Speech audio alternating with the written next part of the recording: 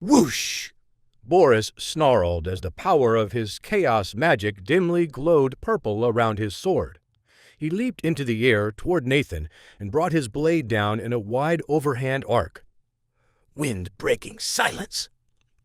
At that moment, the noble entourage surrounding Hagar couldn't help but widen their eyes at the sight of Boris's ultimate move.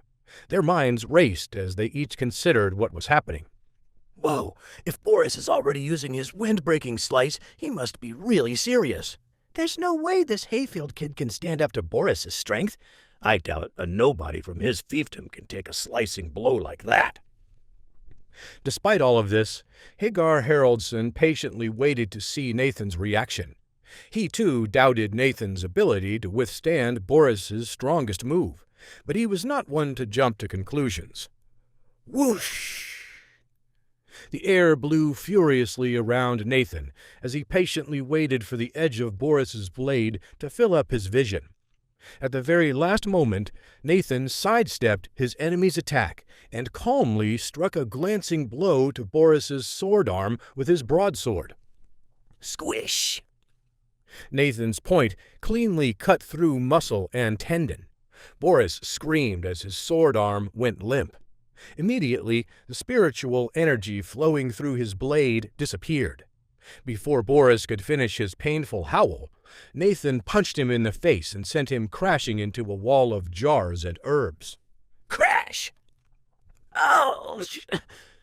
Boris stood up slowly as he continued groaning with pain. Blood dripped down his sword arm slightly, but most of the blood came from his broken nose. Boris's eyes flared at Nathan as he managed to pass the sword over into his good arm. Despite the pain, Boris knew he'd rather die than submit. Never before had he been wounded so horribly after a single exchange of blows. Normally, he'd beat his opponents easily in front of his peers, and so now he knew there was only one way he could regain his lost honor. He had to fight on. Meanwhile, Hagar frowned at this miraculous turn of events. He saw the killing intent in Nathan's eyes, and knew that his friend would be slaughtered right before his eyes if he didn't act quickly. Boris roared and charged Nathan with his blade now in his left hand. Nathan crouched and prepared to deliver a finishing thrust to Boris's heart. At the last moment, though, Nathan sensed a new presence in the fight. His spiritual awareness allowed him to spot Hagar leaping up behind him, preparing to knock him unconscious with the pommel of his sword. A desperate attempt to save his friend. Nathan turned to meet this new threat head-on and arched his broadsword up towards Hagar. Clang! Hagar was able to block in time, but the strength of Nathan's blow sent his sword flying out of his hands. Bam! As Hagar's feet met the ground, the pommel of Nathan's own sword smashed into his chest, sending him flying back into the bodies of their other two companions. Arr! Boris's desperate charge finally reached Nathan, who swiftly parried Boris's weak thrust and then counterattacked with a shallow slash to the stomach. Boris crumpled to the ground immediately, bleeding and already unconscious from the force of the blow. But rather than finish off his main adversary, Nathan frowned and turned his attention back to Hagar. Hagar still lay on the ground around his companions. His face was pale, and a slight trickle of red flowed from the corner of his mouth. All he could see was the wood-paneled ceiling of the store above him, and all he could taste was the metallic flavor of his own blood. Hagar's sword arm fell numb as well, as if his muscles had burst from the effort of blocking Nathan's blow. He was certain that if he moved, he would begin coughing up more blood. Suddenly, his view of the ceiling was eclipsed by that of Nathan looming over him. The tip of Nathan's blade rested just above his throat. Nathan glared angrily down at Hagar and had half a mind to finish him off immediately. "You treacherous scumbag! You sought to hit me from the back like a coward? I thought you said you were a man of honor." Hagar hacked up blood as he tried to speak. He could barely get a word out, as Nathan had seeped his Asura weakening aura attack into his body during the blow he landed to his face. I am a man of honor second, but a loyal friend first. Well, you could have at least bothered to announce your intentions instead of launching such a sneak attack. That at least I would have respected. Do what you will. I meant only to save my comrade. Nathan's brow furrowed. Despite his enemy's sneak attack, he hesitated to execute them now that they crawled around beneath them. He could tell from the look in Amelia's frightened eyes that she would never forgive him if he did. Nathan sighed, and was considering what to do with his blade as it hovered over Hagar's neck when a familiar voice boomed into the shop. "Nathan, wait, please! Set down your sword!" At this pivotal moment, Sir Ian Lightstone rushed into the medicinal shop and was closely trailed by Sarah Hale. As they both came onto the scene, Nathan lowered his blade and quickly cleaned it before resheathing it. Sir Ian shook his head at the carnage he'd arrived at. Blood spatter covered the walls of the shop, while Boris lay unconscious, breathing slowly in a pool of his own blood that seeped from his arm wound and his broken nose. Hagar, meanwhile, was being helped up into the sitting position by his two other companions. Slowly, Sir Ian casually glanced at all of them and walked towards Nathan, while Sarah Hale's eyes widened in shock. This was not the bloody scene she'd been expecting to find. Boris, a level 4 apprentice, and Hagar, a level 7 apprentice, had both been utterly destroyed by Nathan, who was at least 2 years younger than all of them. From the looks of it, had Sir Ian not arrived in time, the two noble boys from Harold's Land might have died. Sir Ian smiled awkwardly as he met Amelia's gaze as she came forward from the back of the store. "Lady Hayfield, so good to see you again. Nice to see you as well, Sir Ian. If you'll excuse me for a moment, I'd like to try my best to treat the wounds my brother has inflicted." "Of course, please, go right ahead." Sir Ian's heart skipped a beat as he watched Amelia grab her medicine bag from the counter and begin to examine the two wounded boys. Finally, his attention snapped back to Nathan as he cleared his throat.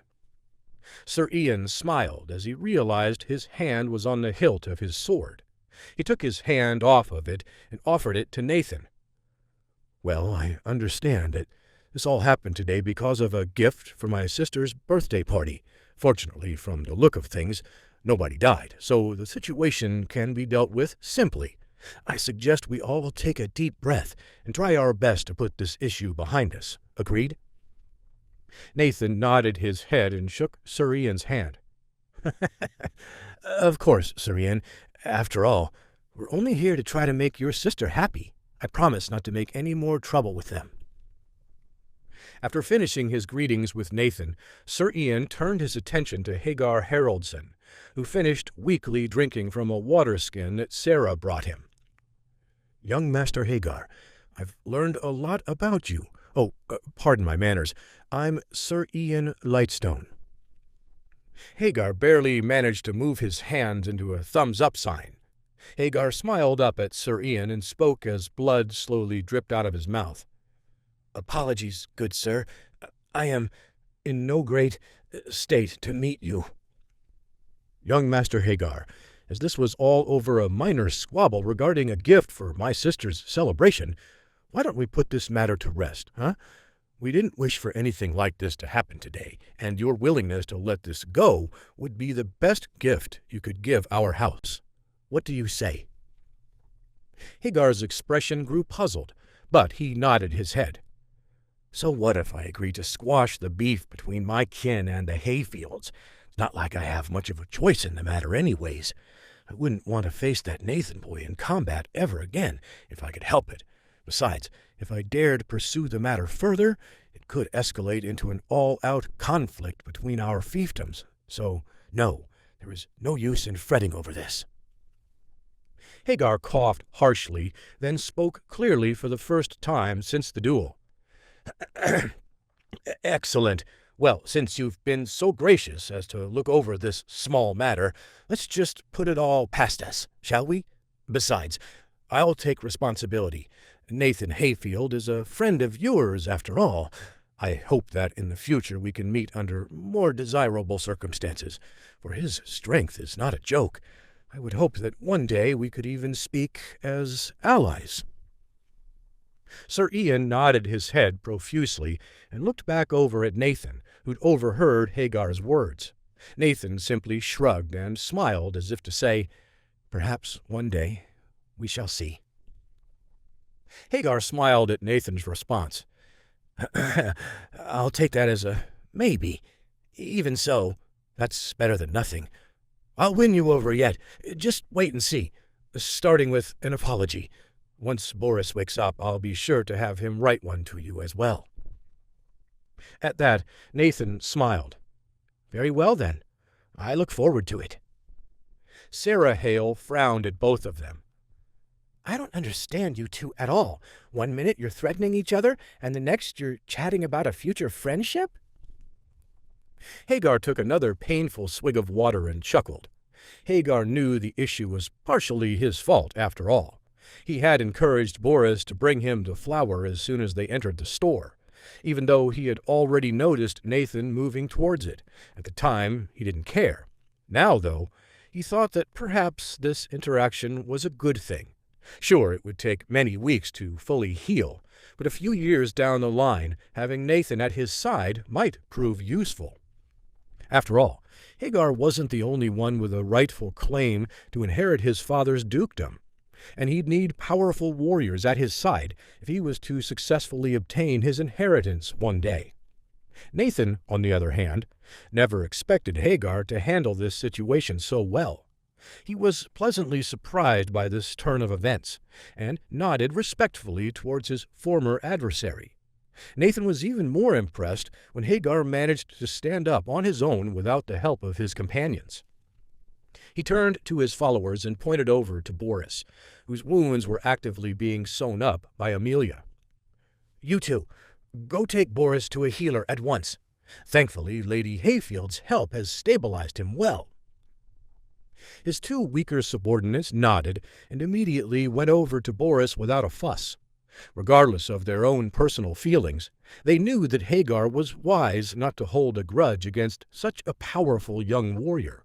Soon they had dragged the unconscious body of Boris out of the shop. After that was done, Hagar shuffled over to Sarah, who helped support him upright as he faced Nathan, Amelia, and Sir Ian. "Despite everything, it was a pleasure meeting you all today, but I must go now and take my leave.